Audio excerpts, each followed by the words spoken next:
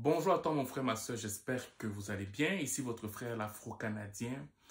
Nous sommes toujours dans la thématique de tout ce qui peut causer des divorces ou des idéologies qui tournent autour du divorce dans la communauté afro-caribéenne. Et une des choses que tu entends très souvent dans la communauté, c'est le fait que, comme le mariage là c'est trop difficile, parfois il serait mieux de vivre seul pour être heureux, particulièrement sur le plan financier. Et je me suis dit, est-ce que c'est vrai que quand tu vis seul, tu es mieux financièrement que si tu vis en couple? J'ai commencé à faire mes petites recherches et je me suis rendu compte que ce n'est pas totalement vrai si tu vis une vie normale à la canadienne ou à la française ou je ne sais pas trop quoi, selon le standard qui est donné pour la classe moyenne. Pas selon ton standard que tu te donnes pour la classe des riches, la classe moyenne ou la classe des pauvres. Si tu as un standard qu'on reconnaît en matière de classe moyenne, ou parce que nous sommes vraiment tous dans la classe moyenne, tu te rends compte que vivre seul, ça coûte plus cher que vivre en couple en fait. Donc pour moi, ce n'est pas un argument de divorce. Pour moi, ce n'est pas un argument qui fera en sorte que tu ne vas pas t'engager avec quelqu'un, que tu sois un homme ou que tu sois une femme. Parce que, effectivement, quand tu es en couple, tu gagnes plus, entre guillemets, à économiser que si tu vis seul. Voilà. Donc, c'est ce sujet dont on va débattre aujourd'hui avec un article, bien évidemment, que j'ai trouvé qui dit « Ça coûte cher de vivre seul. Voici quelques trucs pour alléger la facture, en fait. » On va parler de ça. Mais bien avant de parler de ce sujet, je tiens à vous dire que les rencontres virtuelles, on va les reprendre. On n'a pas encore fixé des dates, mais c'est d'ici peut-être 2-3 semaines qu'on va reprendre. Ok, donc enregistrez-vous pour toutes les personnes qui viennent d'arriver ou bien qui êtes là depuis longtemps. Vous aimeriez partager vos expériences en matière du Canada, tout ce que vous avez vécu. Voilà, pour que ceux qui sont là puissent profiter de votre expérience et ne pas tomber sur les oreilles sur lesquelles vous êtes tombés ou que nous sommes tombés en fait. Ok, voilà. Donc, je réitère encore, ça c'est mon avis. Tu gagnes plus à vivre avec quelqu'un, que ce soit avec un ami colocataire ou conjoint, tu gagnes plus parce que tu économises que de vivre avec elle, de vivre seul en disant que tu économises. Et moi, j'ai fait une expérience sociale parce que je suis en train de discuter de ce sujet avec des collègues, ok? Et j'ai demandé à mes collègues, il y avait des Québécois, il y avait des Africains. Selon vous, qu'est-ce qui est mieux, vivre seul ou vivre en couple pour économiser? J'ai bien aimé les réponses en fonction de l'origine de chaque personne. Quand c'était les Africains, ils disaient que non, c'est mieux de vivre seul. Pourquoi? Parce que je me prends un petit appartement, je me prends une petite voiture et en prenant ça, j'économise que de vivre en couple où tu vas beaucoup dépenser. Mais quand je parlais de ça aux Québécois, ils trouvaient ça logique que quand tu vis en couple, tu économises. Et eux, ils sont partis directement avec le fait que non, mais j'ai une hypothèque à payer, j'ai un condo à payer, j'ai une auto à payer, j'ai des assurances à payer. Mais quand c'était ma communauté qui prenait la parole, c'était toujours en matière de raccourci. Je vais aller me chercher un appartement moins cher. Je vais aller me chercher une voiture moins chère. Bon, tu vas chercher le gratuit, le raccourci là, jusqu'à quel âge? Il faut qu'on mette déjà les bases avant de parler de ce qu'on va suivre. Pourquoi? Parce que moi, j'ai compris que dans ma communauté, on va toujours trouver un échappatoire pour refuser la vérité et maintenant la mettre en pratique dans ta vie. OK?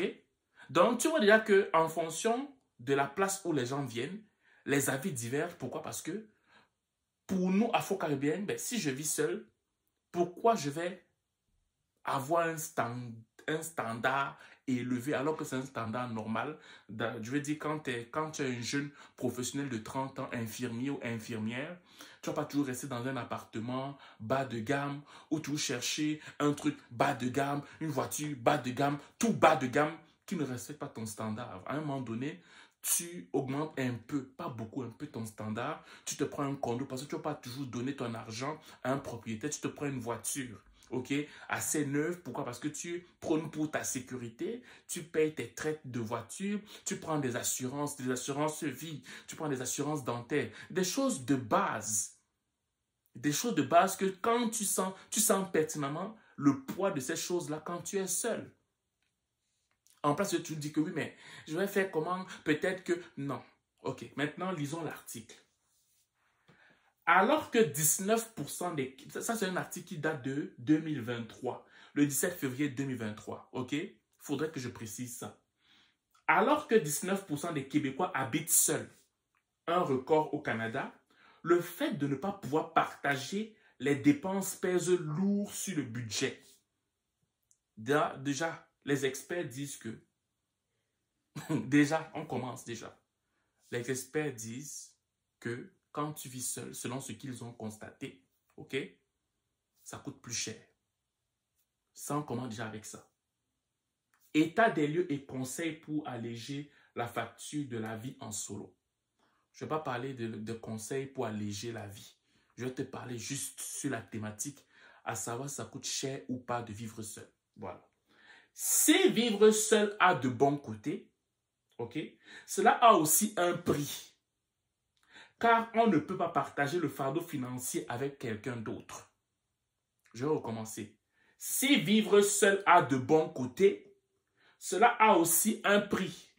Car on ne peut pas partager le fardeau financier avec quelqu'un d'autre.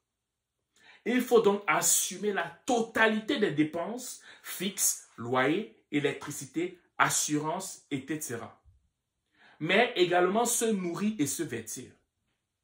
Tu vas peut-être voir que ceux qui te disent que non, ça coûte moins cher, tu vas voir qu'ils omettent de mettre des assurances dedans.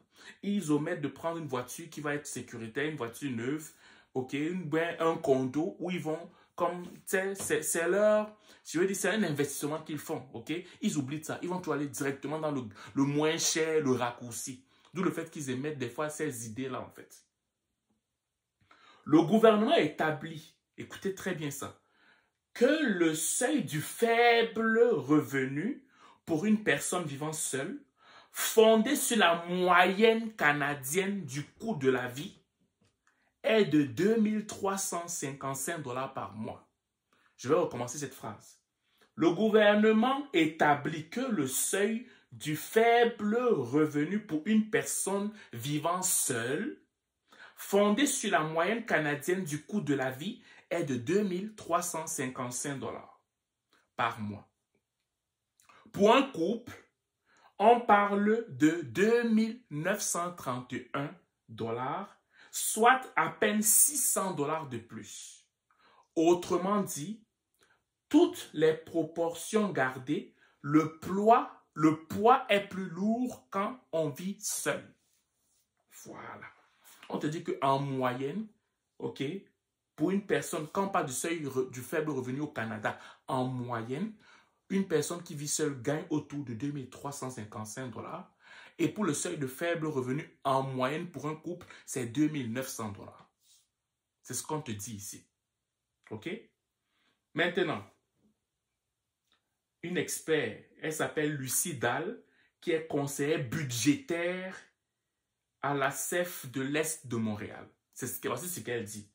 On ne peut pas partager la facture quand on achète des meubles ou des électroménagers. Des achats qui sont très coûteux. Même chose pour l'acquisition d'un véhicule, qui est beaucoup plus facile à assumer à deux que tout seul. C'est une expert qui calcule, qui dit. Remarque-t-elle. Elle ajoute que lorsqu'on fait l'épicerie pour une personne seule, les rabais sont également moins nombreux. Je vais recommencer cette phrase. Elle ajoute que lorsqu'on fait l'épicerie pour une personne seule, les rabais sont également moins nombreux. Ok. On retrouve souvent des promotions de type 2 pour le prix d'un. Ou sur les formats familiaux. Les promotions, des fois, c'est 2 pour le prix d'un. Ou sur les formats familiaux. Ça veut dire que c'est de grosses quantités. Ok? Quand on est seul, on n'a pas nécessairement besoin de si grandes quantités et on ne peut pas profiter d'économies d'échelle. Constate-t-elle. Vivre en solo rime aussi bien souvent avec davantage de gaspillage, comme le litre de lait que l'on n'a pas réussi à terminer avant la date de péremption, les légumes défraîchis et les yogourts qui périment. OK? Attendez. Parfait. Et il faut savoir que les produits emballés en portions individuelles sont aussi très coûteux. Donc, si tu veux prendre des produits, généralement, avec des petites portions, des portions qui sont très mesurées, ça coûte plus cher que quand tu prends en masse des produits de famille et toutes ces choses-là. Donc, ça ne veut pas faire en sorte, ça ne fait pas quand même à une personne seule de l'économie, non. Tu dépenses quand même plus, même si c'est des plus petites portions, parce que ça coûte plus cher. OK? Voilà. Enfin, moi, c'est là où moi je vous attendais. Sur le plan fiscal, la déclaration d'impôt, là, le gouvernement ne sont guère généreux avec les célibataires. Écoutez-moi, ouvrez bien vos grandes oreilles là, de kangourou. Ouvrez bien ça. Ces derniers ont uniquement accès au crédit d'impôt pour personnes vivant seules. OK? Offert aux provinciales. Ce sont aussi les célibataires qui écopent le taux marginal d'imposition le plus élevé par rapport aux autres catégories de contribuables. Je vais relire cette dernière phrase. Ce sont les célibataires qui écopent du taux marginal d'imposition le plus élevé par rapport aux autres catégories de contribuables. Fin de citation, je m'arrête là. Bon, si toi, tu disais que moi, je vais vivre seul, je vais être mieux. À un moment donné, tu vas arrêter de toujours dire que moi, je vais voir le moins cher. Je vais aller prendre le plus petit appartement, la plus petite voiture, le plus petit ceci, le plus petit cela. Non. Quand tu vas te respecter, que tu es un jeune professionnel et que tu veux vraiment commencer la vie, tu vas à un moment donné dire que je vais me prendre une maison ou un condo. Je vais me prendre une voiture, ok, qui est quand même assez classe, responsable, qui soigne mon image. Je vais quand même me prendre des habits assez décents pour pouvoir embellir mon image en tant que jeune professionnel. Je vais me prendre des assurances vie, je vais me prendre des assurances dentaires, je vais me prendre des assurances pour différentes choses que je suis en train de faire. Et quand tu fais l'emballage de toutes ces choses, on te dit que pour la classe moyenne, ok, du seuil de faible revenu, c'est autour de 2300 $. Quand tu payes maintenant un appartement seul à 1500 $, un condo seul à 1500 $, juste ça là, ça commence à te débalancer étant seul. Admettons que tu gagnes 100 000 étant seul. On te dit que toi qui es seul, en matière d'impôt, on te taxe plus. Donc, ce n'est pas un argument pour divorcer. Ce n'est pas un argument pour ne pas te marier non plus. Pourquoi? Parce que il est davantage mieux d'être avec quelqu'un que de vivre seul sous prétexte que tu vas économiser. Moi, c'est ce que je voulais te dire. Nous sommes dans la thématique du divorce pour le mois d'octobre. Et ça, c'est un point que je voulais amener parce qu'il y a beaucoup de jeunes professionnels qui ont une folie, donnant l'impression que vivre seul, c'est mieux que de vivre en couple parce que tu économises financièrement. Ce n'est pas vrai. OK? Voilà. J'espère que cette vidéo va te parler et que tu vas sortir de cette folie te donnant l'impression que tu gagnes plus à être seul sur l'aspect financier que d'être en couple, en fait. Voilà. Sur ce, je vous souhaite de passer une excellente journée ou une excellente soirée, dépendamment du lieu où vous m'écoutez. Ciao.